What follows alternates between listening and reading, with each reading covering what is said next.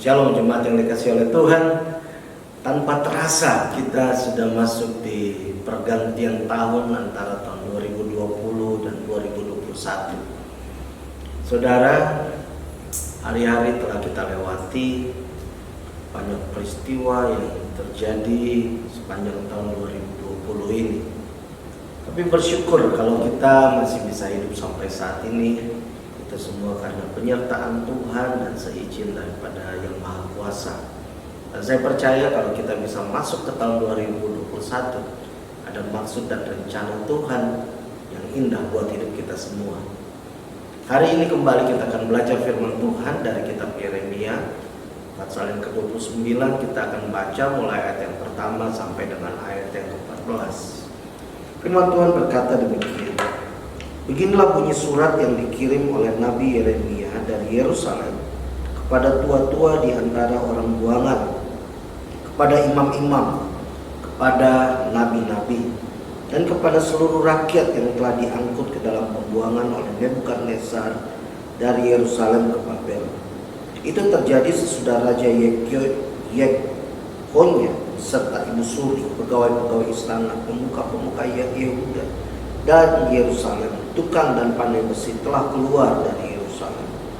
Surat itu dikirim dengan perantaraan Elasar bin Safan dan Gemaria bin Hilkiah yang diutus oleh Sedekia Raja Yehuda ke Nebukadnezar, kepada Nebukadnezar Raja Babel. Bunyinya, beginilah firman Tuhan semesta alam, Allah Israel, kepada semua orang buangan yang diangkut ke dalam pembuangan dari Yerusalem ke Babel. Dirikanlah rumah untuk kamu diami, buatlah kebun untuk kamu nikmati hasilnya. Ambillah istri untuk memperanakan anak laki-laki dan perempuan. Ambilkanlah istri bagi anakmu laki-laki dan carikanlah suami bagi anakmu perempuan, supaya mereka melahirkan anak laki-laki dan perempuan, agar di sana kamu bertambah banyak dan jangan berkurang. Usahakanlah kesejahteraan kota kemana kamu aku buang, dan berdoalah untuk kota itu kepada Tuhan, sebab kesejahteraannya adalah kesejahteraanmu. Sungguh beginilah firman Tuhan semesta alam, Allah Israel. Janganlah kamu diperdayakan oleh nabi-nabimu yang ada di tengah-tengahmu, dan oleh juru-juru tenungmu, dan janganlah kamu dengarkan mimpi-mimpi yang mereka mimpikan, sebab mereka bernubuat palsu kepadamu demi namaku. Aku tidak mengutus mereka, demikianlah firman Tuhan. Sebab beginilah firman Tuhan, apabila telah genap 70 tahun bagi Babel, barulah aku memperhatikan kamu. Aku akan menepati janjiku itu kepadamu dengan membalikan kamu ke tempat ini. Sebab aku ini mengetahui rancangan-rancangan apa yang ada padaku mengenai kamu, demikianlah firman Tuhan, yaitu rancangan damai sejahtera dan bukan rancangan kecelakaan, untuk memberikan kepadamu hari depan yang penuh harapan. Sekali lagi, hari depan yang penuh harapan. Dan apabila kamu berseru dan datang untuk berdoa kepadaku, maka aku akan mendengarkan kamu. Apabila kamu mencari aku, kamu akan menemukan aku. Apabila kamu menanyakan aku dengan segenap hati, aku akan memberi kamu menemukan aku, demikianlah firman Tuhan. Dan aku akan memulihkan keadaanmu dan akan mengumpulkan kamu dari antara segala bangsa dan dari segala tempat kemana kamu telah kucerai-beraikan. Demikianlah firman Tuhan, dan aku akan mengembalikan kamu ke tempat yang dari mana aku telah membuang kamu. Nah, Bapak Ibu Saudara yang dikasih oleh Tuhan, dalam firman Tuhan yang barusan kita baca ini, firman Tuhan ini adalah surat yang ditulis oleh Nabi Yeremia kepada orang-orang Israel yang telah dibuang, yang telah diangkut sebagai tawanan ke Babilonia. Nah, saudara yang dikasih oleh Tuhan, dalam surat ini ada perintah yang Allah berikan secara spesifik kepada umatnya yang ada di sana. Di situ Allah memerintahkan kepada mereka untuk bangun rumahmu, mari menikah di sana, cari mantu untuk anak laki-lakimu, untuk anak perempuanmu, mulai bekerja di sana, dan kemudian upayakan kesejahteraan kota di mana kamu saat ini berada. Ini adalah suatu perintah yang Allah berikan secara spesifik kepada umat Israel pada zaman tersebut. Nah, Bapak Ibu Saudara, buat kita ini perintah yang ya biasa saja. Buat kita ini adalah perintah ya dimana kita, kalau kita terjemahkan dalam kehidupan kita masing-masing, ya memang sudah selayaknya untuk kita berada di satu tempat, kita membangun rumah dan kemudian melakukan sesuatu pada saat kita tinggal di tempat yang Tuhan tempatkan di sana. Nah, tapi Bapak Ibu Saudara, kita perlu mengerti apa?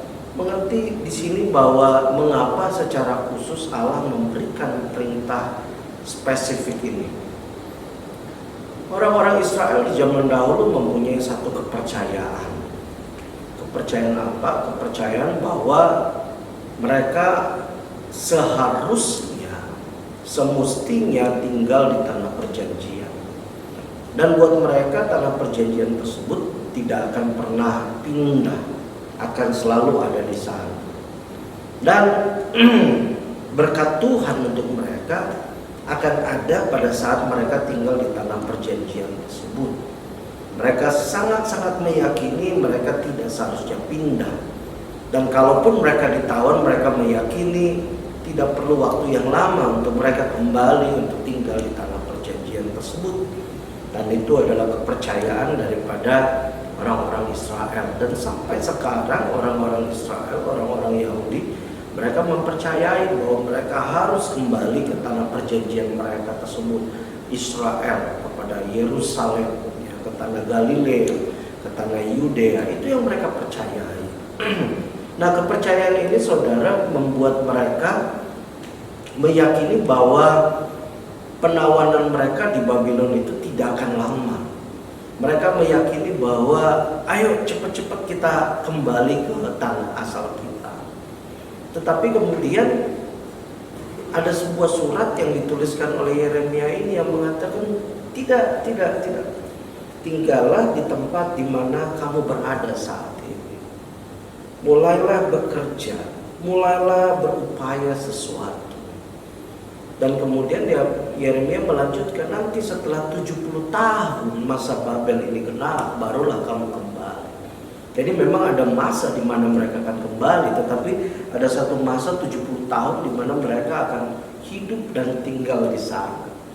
Nah, buat orang-orang Israel, buat orang-orang Yehuda pada zaman tersebut, ini bukanlah sesuatu yang mudah untuk mereka terima. Karena apa? Karena kepercayaan yang telah mereka miliki, ya, sejak mereka masih tinggal di tanah perjanjian mereka. Karena doktrin pengajaran yang mereka punyai membuat mereka untuk ya jangan lama-lama lah di sini. Mereka mempercayai bahwa mereka akan terlepas daripada penawanan mereka dalam waktu cepat.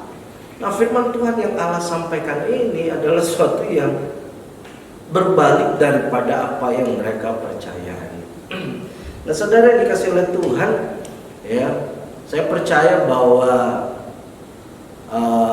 firman Tuhan ini adalah firman yang hidup, firman yang berkuasa, firman yang mengajarkan kepada kita tentang siapa Tuhan tersebut dan bagaimana kita berjalan mengikuti akan kehendak Tuhan.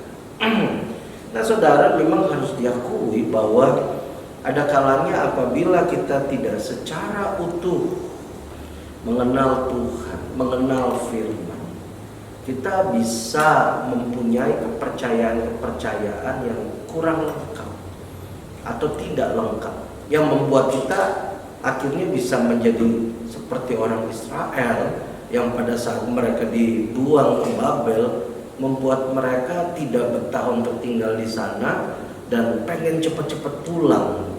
Padahal pada kenyataannya Allah punya rencana untuk mereka berada di sana untuk beberapa waktu. Saudara, saya teringat pada saat COVID ini baru terjadi dan kemudian ada keresahan di banyak orang, ya. Dan keresahan tersebut juga terjadi kepada hamba-hamba Tuhan, orang-orang yang melayani secara full time di dalam dunia pelayanan.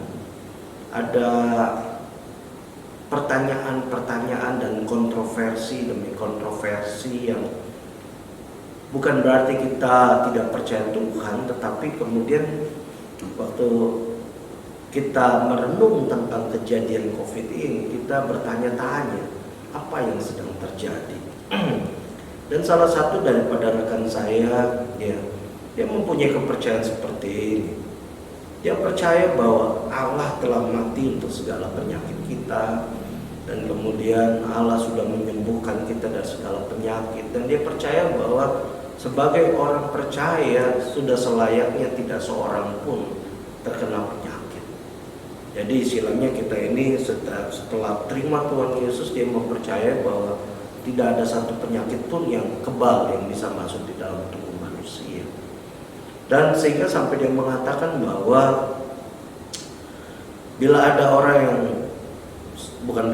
dia mengatakan seperti ini,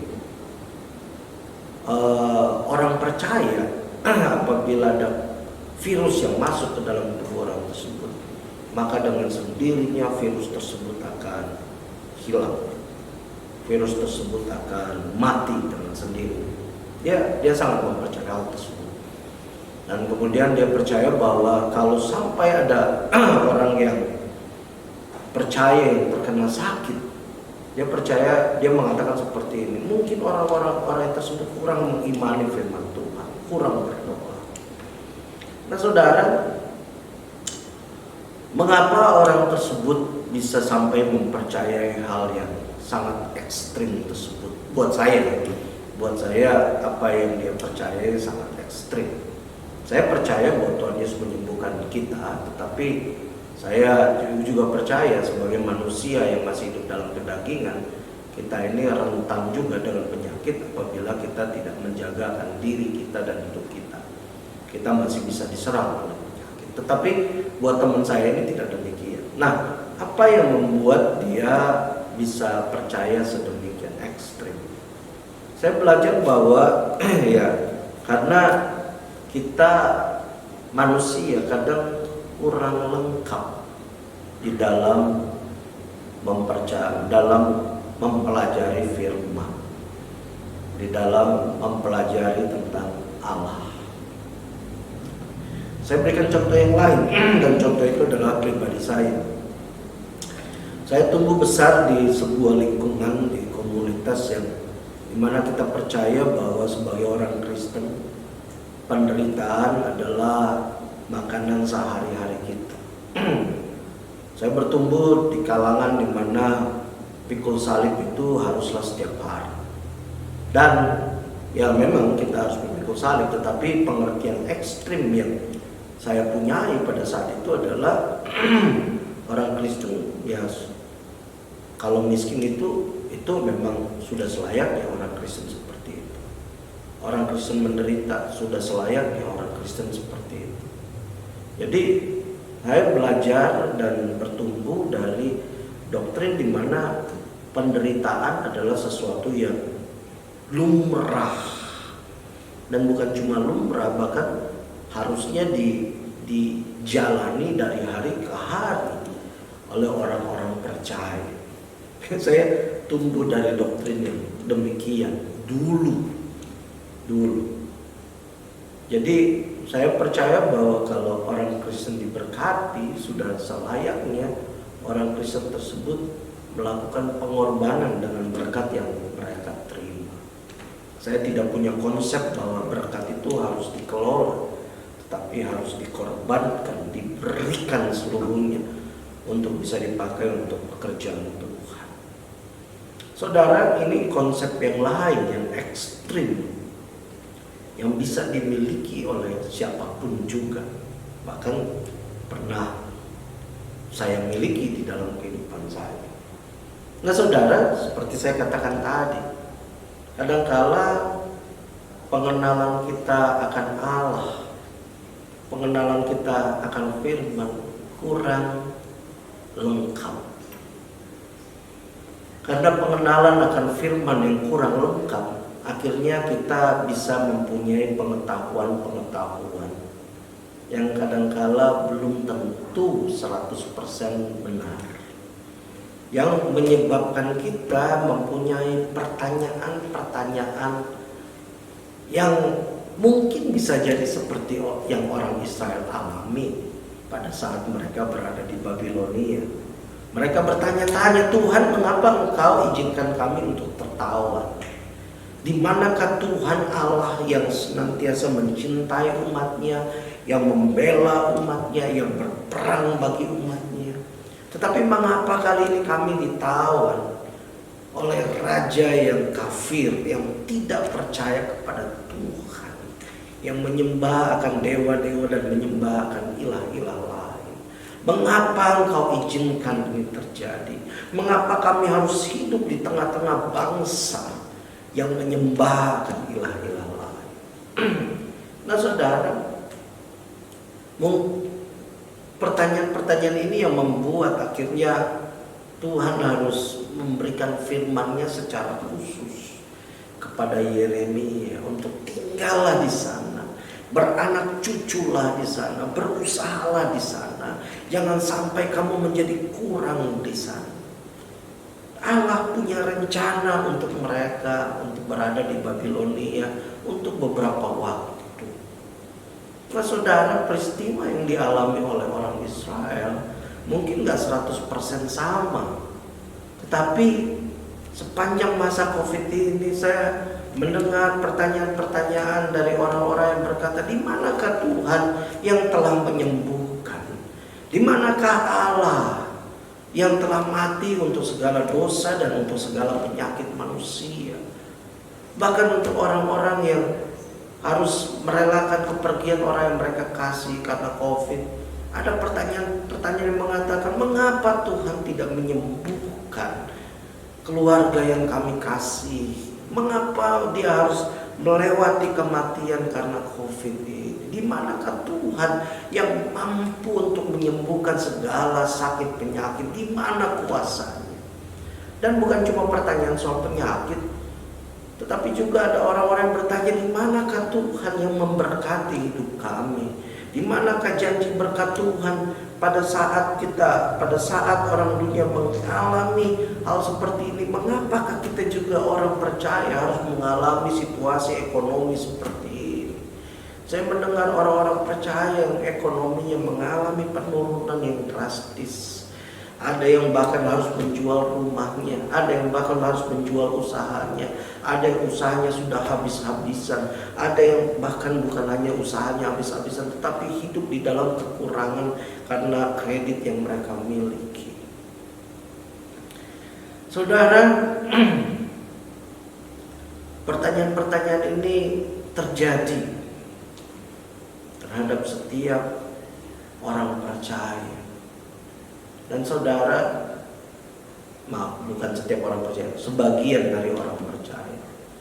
Dan saudara, kalau Tuhan izinkan orang Israel untuk alami pembuangan ke Babilonia, itu tidak banyak beda dengan kalau saat ini orang percaya juga mengalami situasi dan kondisi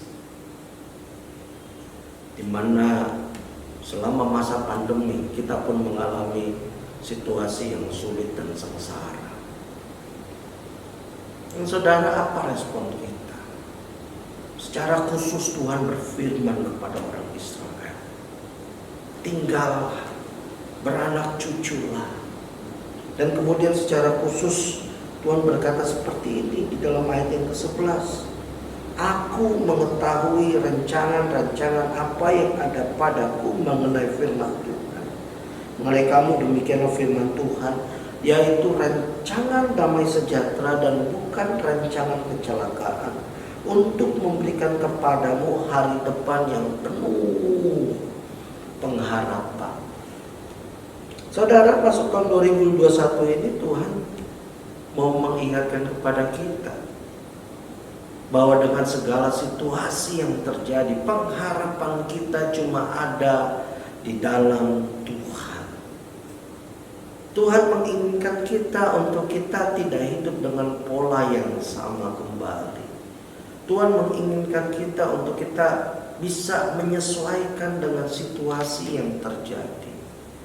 Tadi seperti saya sudah katakan, mungkin ada pertanyaan dari kita, Mengapa Tuhan izinkan situasi ini seperti ini terjadi dan membuat ekonomi saya turun, membuat orang yang saya kasih harus pergi terlebih dahulu. Mungkin ada pertanyaan-pertanyaan seperti itu, tetapi di sini Tuhan mau mengatakan kepada kita, terlepas daripada situasi yang terjadi, teruslah berharap kepadaku karena aku memberikan kepadamu hari depan yang penuh dengan pengharapan. Dan kalau orang Israel harus tetap tinggal di Babilonia, Tuhan juga saya meyakini menyuruh kita untuk mencari Tuhan.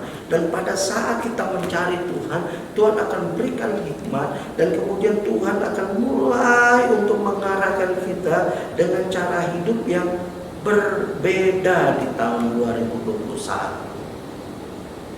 Kalau dulu orang Israel tidak lagi tinggal di tanah perjanjian dan mereka diberkati Tuhan, dan cara kita hidup di tahun 2021 mungkin harus ada penyesuaian dengan yang terjadi.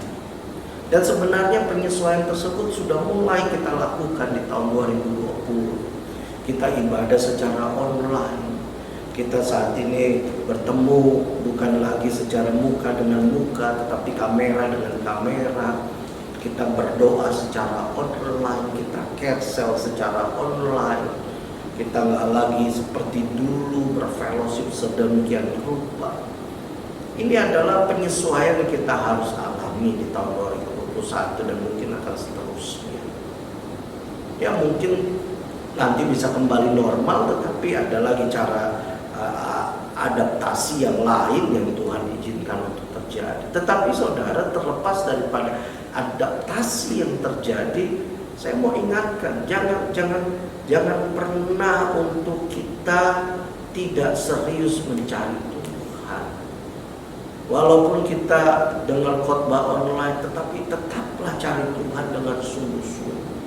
Walaupun kita berdoa secara online, bertatap muka cancel secara online, tetaplah cari Tuhan dengan sungguh-sungguh. Karena kalau kita baca di dalam ayat 12-14 ini, Tuhan mengatakan, berserulah kepadaku, berdoalah kepadaku, maka aku akan mendengarkan kamu. Jangan dengan situasi yang berubah seperti ini, iman kita justru kendor. Jangan dengan penyesuaian yang terjadi malah kita mulai mundur daripada Tuhan. Jangan. Tapi teruslah menaruh harapan kita kepada Tuhan Allah yang hidup. Penyesuaian seperti ini kita harus lakukan. Demikian juga bukan cuma secara rohani, tapi secara jasmani. Ada penyesuaian di mana kita harus pakai masker kemana-mana, di mana kita harus menjaga kesehatan kita dengan mencuci tangan, pakai hand sanitizer. Ada perubahan yang terjadi dengan cara dan pola kita hidup. Dan bukan cuma secara jasmani saja, tetapi dalam pekerjaan dan dalam usaha juga. Mungkin harus ada penyesuaian yang harus Anda kerjakan dengan pekerjaan dan usaha Anda. Minta hikmat Tuhan untuk kita bisa menatap masa depan dan melihat, Tuhan, kira-kira pekerjaan dan usaha apa yang Kau mau untuk kami kerjakan di masa yang akan datang.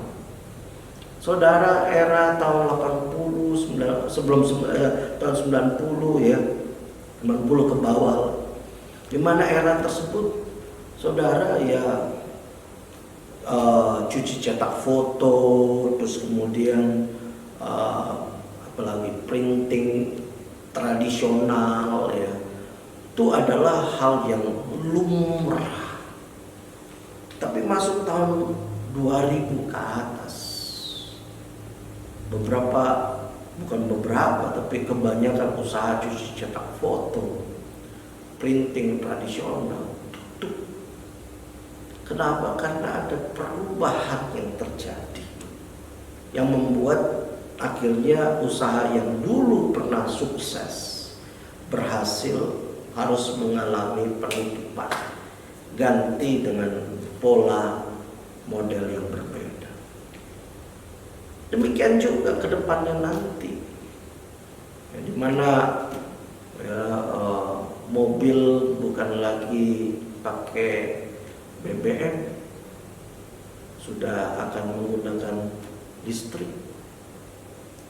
Demikian juga nanti listrik tidak lagi menggunakan batu bara dan BBM, tetapi lebih menggunakan cahaya matahari, menggunakan angin, menggunakan hal-hal yang lebih alamiah, akan ada perubahan-perubahan. Nah, sebagai orang percaya, mengapa kita perlu berharap sama Tuhan? Karena dengan kita berharap kepada Tuhan, Tuhan akan memberikan kita ide-ide. Tuhan akan kasih tahu kita masa depan. Tuhan akan beritahu kepada kita untuk kita mulai menyesuaikan dengan kehidupan kita. Orang-orang yang tidak menyandarkan dirinya kepada Tuhan, mereka akan terus hidup dengan pola yang lama. Sementara kita yang mengikut Tuhan dengan sungguh-sungguh cari Tuhan, saya meyakini Tuhan akan kasih tahu kita cara hidup, pola-pola yang Tuhan mau untuk kita sesuaikan.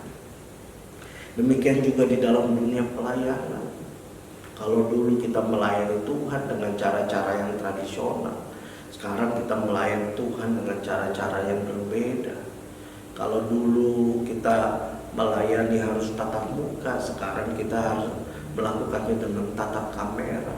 Saudara, ini adalah sesuatu yang harus kita adaptasi. Dan saudara, ya, dalam adaptasi tersebut yang paling utama, jangan lupa tetap kita menaruh harapan kita kepada Tuhan kita Yesus Kristus. Saat kita menaruh pengharapan kita, maka Tuhan akan memberikan kreativitasnya, idenya. Dia akan membuat kita mengenal Dia lebih lagi. Dan saudara, saya mau katakan, cara Tuhan melakukan sesuatu dari waktu ke waktu berbeda. Kita bisa belajar di dalam kitab Yosua. Waktu Yosua memimpin bangsa Israel masuk ke tanah Kanaan dan mereka harus berperang melawan Yeriko. Kita membaca di mana Tuhan menyuruh mereka untuk memutari benteng Yeriko 6 hari 1 kali, dan hari terakhir mereka harus memutari sebanyak 7 kali. Tetapi kalau kita baca kisah-kisah perang berikutnya, kita akan mendapatkan bahwa Tuhan memberikan strategi demi strategi yang berbeda. Saudara, saya mempercayai kalau kita hidup dengan Tuhan, kita akan melihat pintu-pintu yang tertutup, tetapi kita akan melihat lebih banyak pintu yang terbuka. Dan pada saat kita melangkah bukan karena kemampuan kita. Kita melangkah berdasarkan iman kita kepada Tuhan. Tahun 2021 akan menjadi sesuatu yang exciting, menyenangkan, menjadi sebuah perjalanan yang berbeda. Kita akan seperti sedang naik roller coaster. Kita gak akan pernah tahu apa yang akan terjadi di depan nanti. Tetapi bersama dengan Tuhan, kita akan mengalami kemenangan demi kemenangan, karena kita diciptakan lebih daripada pemenang. Mari kita tundukkan kepala kita, berdoa, kita menyandarkan diri kita kepada Tuhan untuk waktu-waktu yang ke depan. Bapa, kami bersyukur untuk semua kebaikan-Mu. Terima kasih untuk tahun 2020. Tahun yang gak biasa buat kami. Tapi Tuhan, walaupun tahun 2020 gak biasa, kami melihat penyertaan Tuhan juga yang di luar daripada kebiasaan. Penyertaan Tuhan yang sungguh-sungguh luar biasa. Dan saat hari ini Tuhan, kami menyerahkan kembali hidup kami ke dalam tangan-Mu. Terima kasih Tuhan untuk firman-Mu yang mengajarkan kepada kami bahwa ada hal-hal yang baru yang Engkau ingin kami lakukan Dan bukan cuma sekedar hal yang baru, yang terutama kami belajar berharap sepenuhnya 100% kepada. Terima kasih ya Bapa, sekali lagi menyerahkan hidup kami ke dalam tangan-Mu. Terus pimpin hidup kami, dan biarlah hidup kami senantiasa berkenan hanya kepada-Mu. Dan biarlah masuk di tahun yang baru ini kami mencapai keberhasilan bersama dengan Engkau. Hal-hal yang harus kami lalui di tahun 2021 nanti, hal-hal yang harus kami lewati, biar kami menjalaninya bersama dengan Engkau. Pengharapan kami hanyalah bersama dengan. Terima kasih ya Tuhan, ini hidup kami, menyerahkan seluruh hidup kami ke dalam tangan-Mu, dan biarlah hidup kami senantiasa berkenan kepada. Dalam nama Yesus kami telah berdoa dan mengucap syukur. Amin. Amin. Selamat tahun baru dan selamat menikmati keberhasilan bersama dengan Tuhan Yesus Kristus. Terus punya pengharapan, expectation sama Tuhan. Tuhan Yesus memberkati.